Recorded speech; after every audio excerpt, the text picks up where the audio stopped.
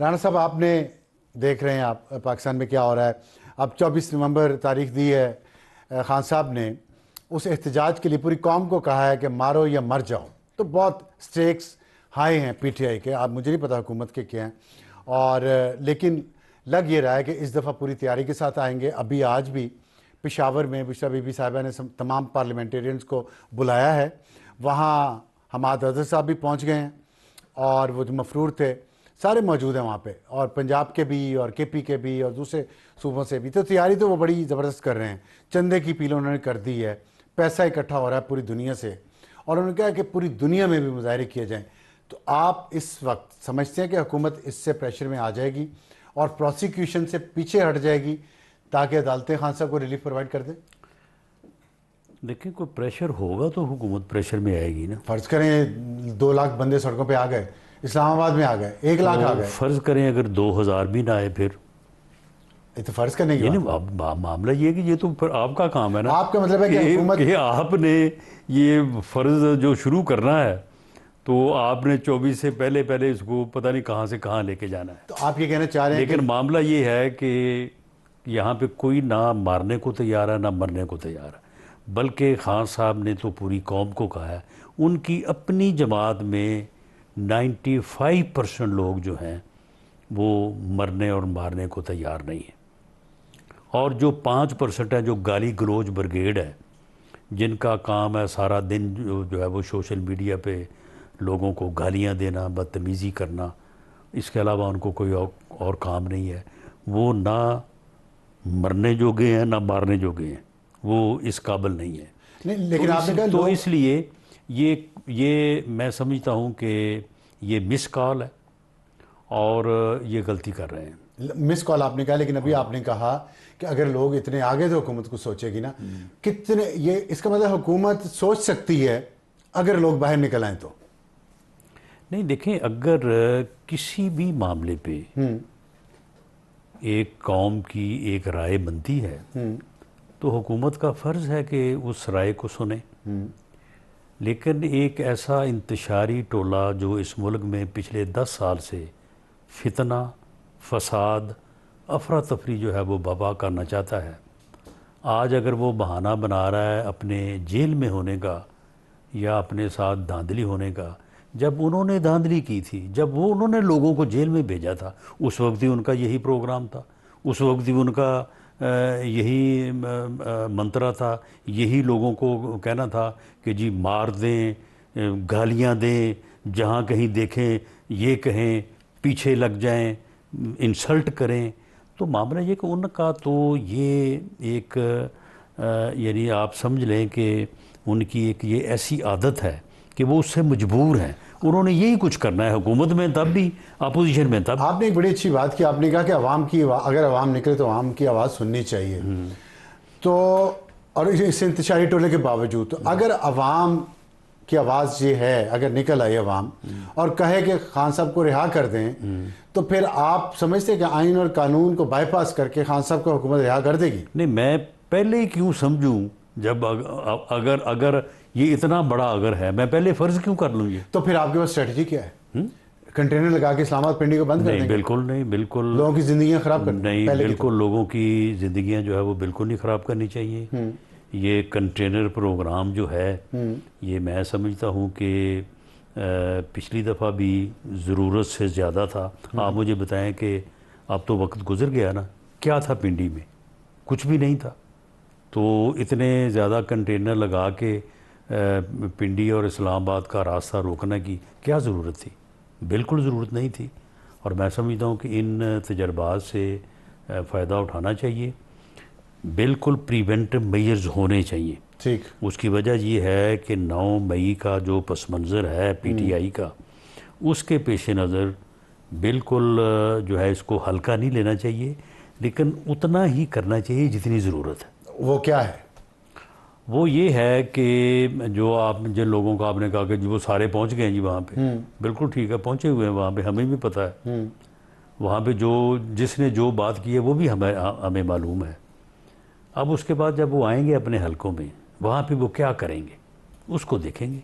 तो आप अगर वहाँ पे वो इस फसादी प्रोग्राम के लिए उन्होंने तैयारियां शुरू की तो बिल्कुल नहीं, अगर फिर आपने बहुत बड़ा अगर लगा दिया ना, आपके पास अगर इतला है कि उन्होंने वहाँ क्या बातें की हैं तो बताएं क्या बातें की हैं, अगर क्या उन्होंने बात की है फसादी काम की? नहीं, उन्होंने वही बातें की है जो आप बता रहे हैं कि ये तैयारियां हैं, वो ये करेंगे। नहीं, वो क्या करेंगे? मतलब वो चाहते हैं यहाँ आके धरना दे देंगे, बैठ जाएंगे, डी चौक आएंगे, क्या करेंगे?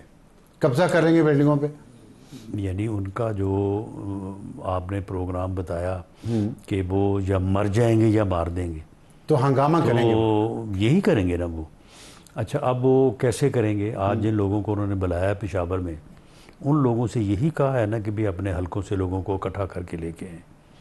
तो अब इस कहने से तो लोग इकट्ठे होके नहीं आएंगे और इन लोगों के कहने पे भी नहीं आएंगे।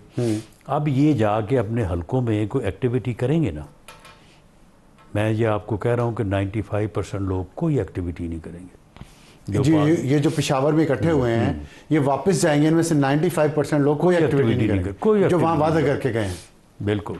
अच्छा। जो 5% करेंगे उनके खिलाफ प्रिवेंटिव मेजर्स होने चाहिए, उनको गिरफ्तार करेंगे।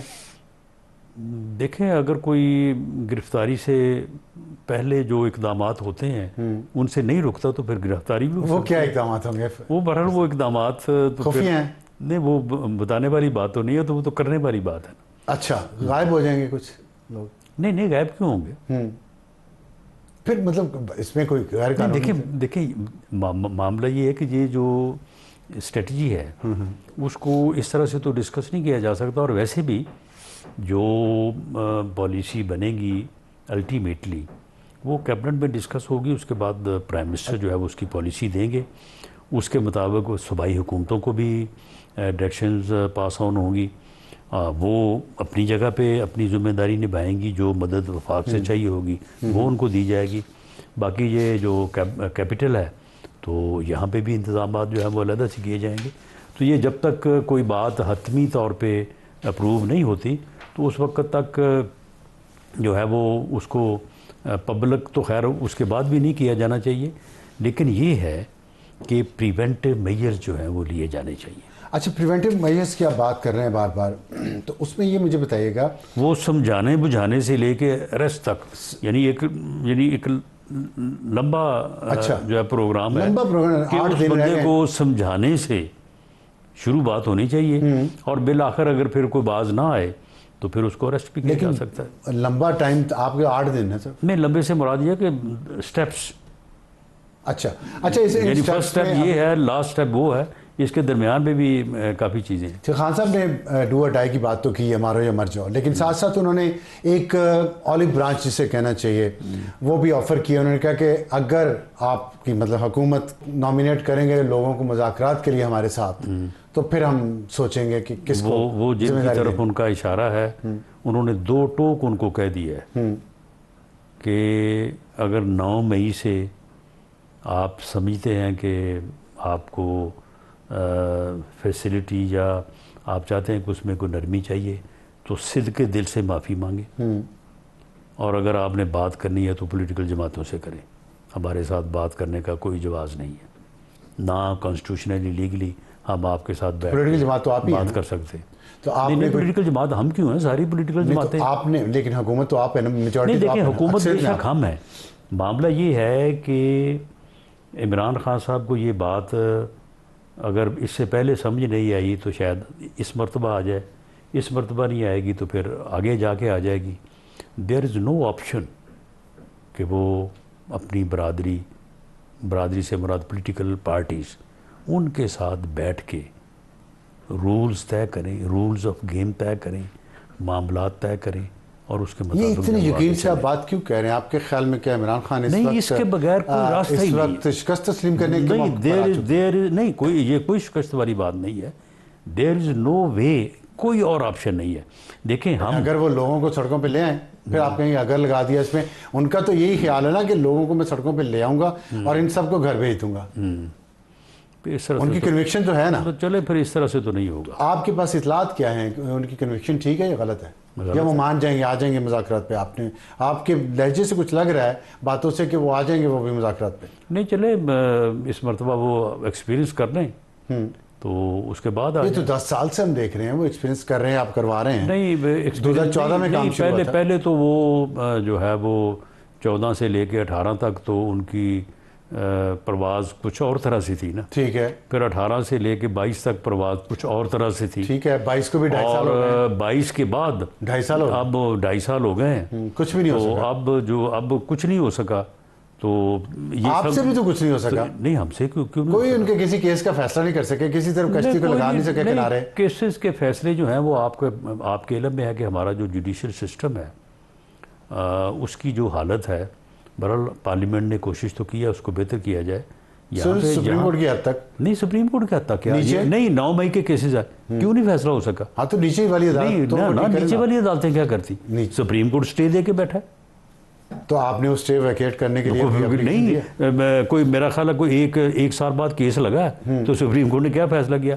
उन्होंने कहा जी अच्छा देखें, जिन्होंने जितनी सज़ा काट ली, जो उनको उतनी सज़ा देनी है तो उनका फैसला कर दें, वरना जो है ना अभी स्टे जो है अभी तक स्टे है। कमाल है, ये तो फिर आपको दोबारा चाहिए एक और एप्लीकेशन दें अगर आपके लिए इतना ये इशू अहम है। ये सुप्रीम कोर्ट का स्टे जो है कि सिविलियन का जो है वो ट्रायल जो है वो हो सकता है। आप देखें दुनिया में जहाँ की मिसालें देते हम नहीं थकते। हाँ। वहाँ पे एक सिंपल एक लाइन के बयान के ऊपर लोगों को 7-7 साल सज़ा हुई है 5 दिनों में। 5 दिन में, क्या 5 दिन में वहाँ पे गवाह हुए हैं? वहाँ पे उनके ऊपर कुछ जरा हुई है? सिंपल जो उस इलाके का कांस्टेबल था जिसकी वहाँ पे ड्यूटी थी, उसने कहा कि जी ये बंदा था, इसने ये किया है, 7-7 साल सज़ा हुई है। अच्छा चलें, वो तो हमारा सिस्टम ऐसा तो नहीं हो सकता, लेकिन ये बताइएगा कि अगर पीटीआई एग्री करती है मुज़ाकरात के लिए, मुफाहमत के लिए, तो आपकी तरफ हुकूमत की तरफ से किसको नॉमिनेट किया जाएगा? कोई आपके प्लान किया? देखिए हुकूमत की तरफ से देखें, हम तो जब अपोजिशन में थे उस वक्त के the then leader of the opposition, बावजूद इसके मुकदमे बन रहे थे, गिरफ्तारियां हो रही थी, जेलों में भेजा जा रहा था, on the floor of the house मियां शहबाज शरीफ ने कहा कि हम आपके साथ बैठने को तैयार हैं, हम आपके साथ बात करने को तैयार हैं, आएँ चार्टर ऑफ इकॉनमी करें, मुल्क की बेहतरी के लिए काम करें। अब ये तकरीबन 4 हफ्ते पहले की बात है, वो मैं भी मौजूद था, आपने देखा होगा कि वो आए, अपोजिशन के बेंचेस पे गए, सबसे जाके हाथ मिलाया। ये इमरान खान साहब को 4 साल में एक मरतबा भी अपोजिशन की तरफ देखना भी जो है वो जो है उन्होंने मुनासिब नहीं समझा। सबसे जाके हाथ मिलाया और अपनी सीट पे आगे कहा कि आएँ बैठें। अच्छा चलें, जो भी जिस मौजू पे भी गुफ्तगू चाहते हैं वो मैं करने को तैयार। मैं मौजू आपको बता देता हूँ। 4 शराइत रखी है उन्होंने। 26वीं आइनी तरमीम का खात्मा, मैंडेट की वापसी, कानून और आइन की हुक्मरानी, सियासी कैदियों की रिहाई। इसमें से कौन कौन से मुतालबात आप मान लेंगे? नहीं, कोई ये कभी मुज़ाकरात इस तरह से होते हैं कि जी पहले मुतालबात मान लें तो फिर मुज़ाकरात किस बात के करने? आपको उनका एजेंडा तो पता चल गया ना? नहीं, एजेंडा जो भी हो, आप इस पे कोई रिएक्शन नहीं देना चाहते? In between political parties and political leadership कभी मशरूत बात जो है वो नहीं होती। मैं तो इस बात को एक पॉलिटिकल वर्कर के तौर पे जानता हूँ। फिर बैठे क्यों, किस लिए आगे बैठे वो? तो बैठे आए, बात करें जिस मर्जी मौजू पे बात, चाहे नहीं चाहे मौजू पे करें, लेकिन आप चाहते हैं कि पहले ये कंडीशन नहीं देखें, ये प्री कंडीशन कभी जो है वो पॉलिटिकल डायलॉग नहीं होता। बैठ के जो भी बात करनी है करें, हम भी करेंगे ना। हम भी कभी जो है वो मैंडेट की वापसी के लिए जो है वो हम भी सदाएं करते रहे हैं, उस वक्त ये भी कोई जवाब देते रहे हैं, वो रखेंगे ना इनके सामने। नहीं तो अब आप अगर हमारा मैंडेट जो है उसकी वापसी का ये तरीका था जो आपने बनाया था, तो फिर आपका भी मैंडेट उसी तरीके से वापस कर देते हैं। आप क्यों कोई नया तरीका चाहते हैं? नहीं, तो ये तो साइकिल है ना, एक विशेष, इसको आप तोड़ना नहीं चाहते? नहीं, तोड़ना चाहते हैं, लेकिन मामला ये है कि बैठ के किसी फार्मूले पे बात तय होगी ना। मुल्क का आइन है, कानून है, सिस्टम है, उसके मुताबिक अदालतें हैं, ट्रिब्यूनल्स हैं, तो ये एक तरीकाकार है। जब हमारे साथ हमारा मैंडेट चोरी नहीं हुआ था तो उस वक्त खान साहब क्या फरमा रहे थे? कहते थे जी आए बैठे, पार्लिमानी कमेटी बनाते हैं, वो फैसला करें। तो आए ना, पार्लिमानी कमेटी बना दें। ठीक है, आपने जवाब सही दिया है। बहुत शुक्रिया राना सनाउल्लाह साहब हमसे बात करने